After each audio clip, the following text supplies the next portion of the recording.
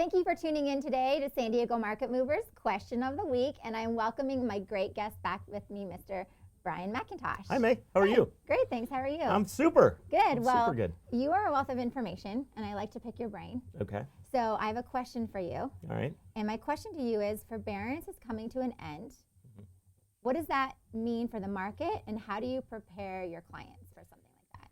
Great question. So as far as the real estate market goes, right, and people ask, like, what's the market going to look like over the next 5 years, over the next 10 years, over the next 20 years?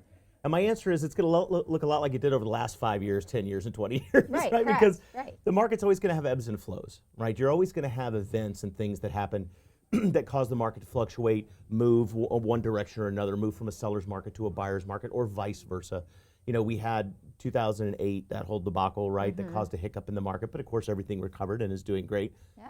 Now we have the end of forbearance, and we have the whole COVID thing and all of that happening, and we may see a softening in the market. We may see these kinds of things, but that's nothing unusual or new or different than we've seen about every 15 or 20 years since real estate's been a thing. Right. So, right. No different. How is it going to affect the marketplace? No differently than anything else has over the last however many years. Now, on a more specific level, I think we are going to see some good things come out of this, right?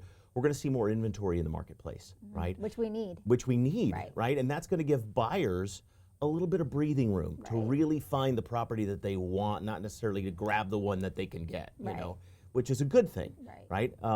Competition is good for the marketplace, right? Absolutely. When there's more options, that's always a good thing. So I think what we're going to see is more inventory coming into the marketplace, buyers having a little bit more breathing room, maybe a little bit more time on market for properties, which again is not a bad thing at all. Right. And what that's going to lead to is some normalization of the market, right? So this kind of crazy piranha-like feeding frenzy may begin to subside, which will be kind of nice, really. And then it becomes a marketplace where it's not only great for sellers, but it's also great for buyers too. Which, if we rewind the clock about 2 years, that's kind of what the market looked like then, right? And it was doing just fine.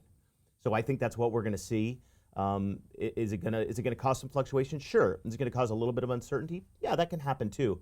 But overall, owning real property in Southern California has never been a bad idea. Right. It's not going to start now. And I don't think it's going to be like 2008. Oh, goodness, when no. that comes to an end. Oh, so, goodness, no. No, nothing like it. No, not at all. Well, yeah, thank you so much. That was a fantastic piece of information. Mr. Brian McIntosh, San Diego Market Movers Question of the Week.